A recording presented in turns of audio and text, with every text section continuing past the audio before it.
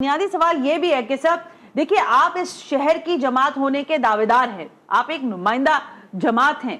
जब यहाँ पर इस तरह के वाकयात होते हैं जो कि रोजाना की बुनियाद पर हो रहे हैं, अभी भी मैं भी सोशल मीडिया पे देख रही थी, मुझे नहीं पता कि ये खबर कितनी सही है या गलत, लेकिन एक बच्चे के ज़ाहिर गटर में फिर गिरने का बात हो रही है कि वो गिरा भी, फिर उसको निकाल अपने वालिद के साथ कहीं जा रहा था वो।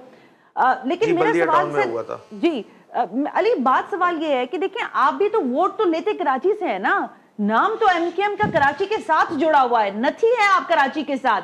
कराची नहीं है तो एमक्यूएम नहीं है, एमक्यूएम नहीं है तो फिर ज़ाहिर कराची का जो वोट बैंक है वो आपका नहीं है। आप अपने वोटर को कैसे जस्टिफाई करोगे एज एन ऑपोजिशन कि चलो भाई ऑपोजिशन में ही बैठकर, लेकिन मैं तुम्हारा मुकदमा लड़ रहा हूं।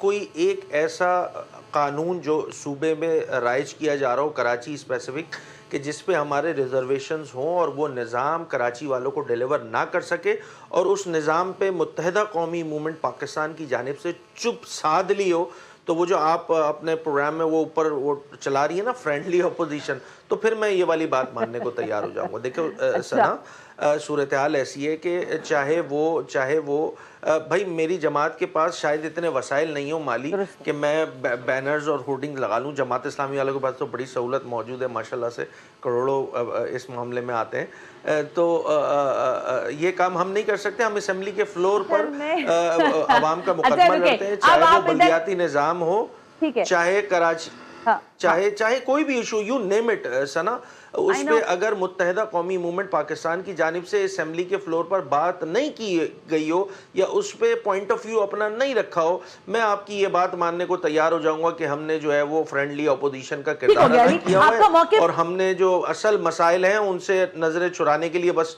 शोबदेबाजी लगा के रखी हुई है। बहुत इंपॉर्टेंट बात खुद ही आपने कह दी है। मैं आपका ओपिनियन आया, मैं जरा सैफ साहब आपके बारे में भी देखिए, एक तो आपकी याददाश्त उन्होंने वापस आपको ला दी कि दारा नूरे हक में बैठकर आपको समझाया था। अभी मैं भी इनकी याददाश्त वापस लेकर आऊंगा। आप बताएं क्या याददाश्त था? आप क्या बताना? मैं आपको ये बताऊं, 2013 में ये एक्ट पास हुआ, ठीक है। 2013 में ये पार्लियामेंट इसकी सीन असेंबली में मौजूद थे।